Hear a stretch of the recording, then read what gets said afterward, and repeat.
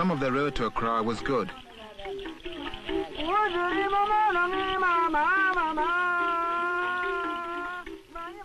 And some was very bad.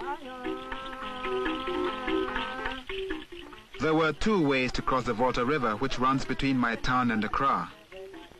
One is by a bridge, built not long ago by the government. But that was many miles out of our way. This was the other method.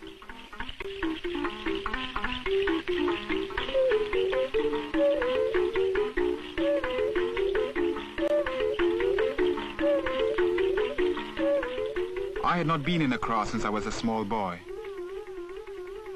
I could not get enough of looking.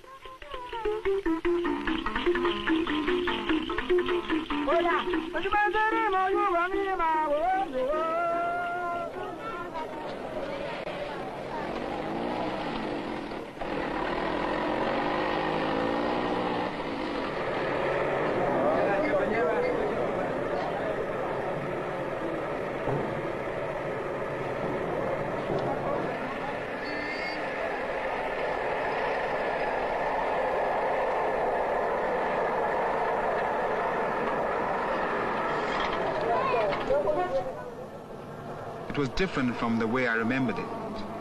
I did not recognize anything. Everything was new and bright and shining.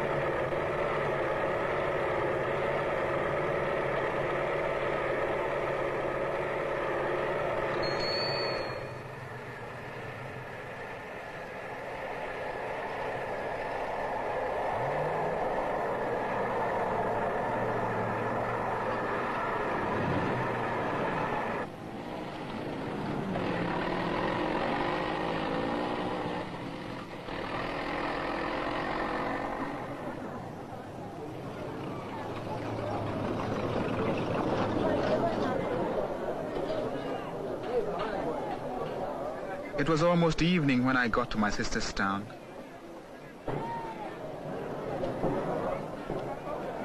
There was a big fort in the center of the square. I had heard stories about the forts.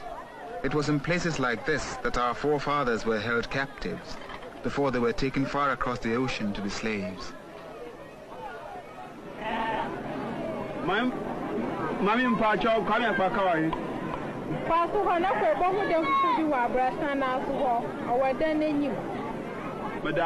I walked in the direction of the beach. I knew my brother-in-law would live close to the water because, like me, he was a fisherman.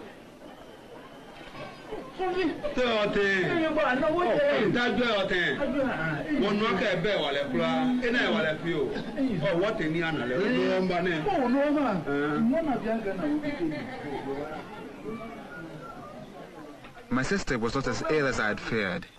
She had been very sick with fever. When Kwame sent the telegram, he had been sure she was going to die. But that morning, she had begun to get better. A doctor had come and given Adwa some pills, and this was the reason for her getting better. I'm at school. Oh, Kofi ni na bo name ye Oh, yo. Nina tete anyeke lo bahami. Adwa was hungry for news of our village and wanted to talk, but Kwame was firm with her. He told her to sleep. Adwa onye kashi. Ntalo ye.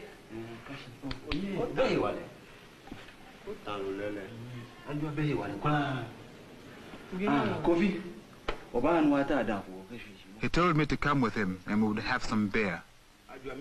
Yo. Yo.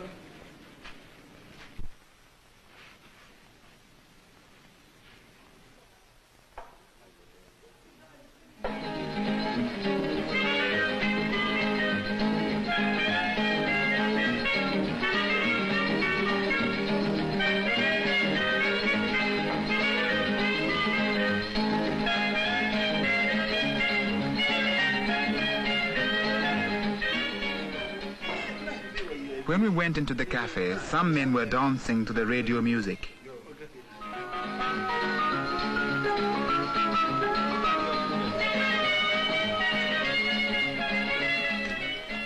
They were lorry drivers.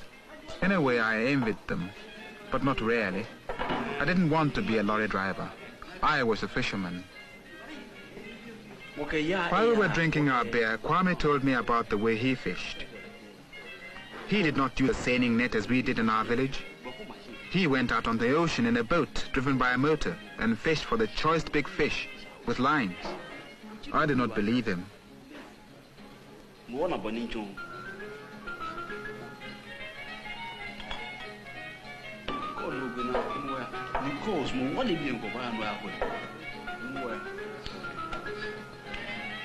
Kwame told me that he and the 5 men who fished with him brought back more fish in 2 days than my father's net caught in a month. You will see, said Kwame, tomorrow.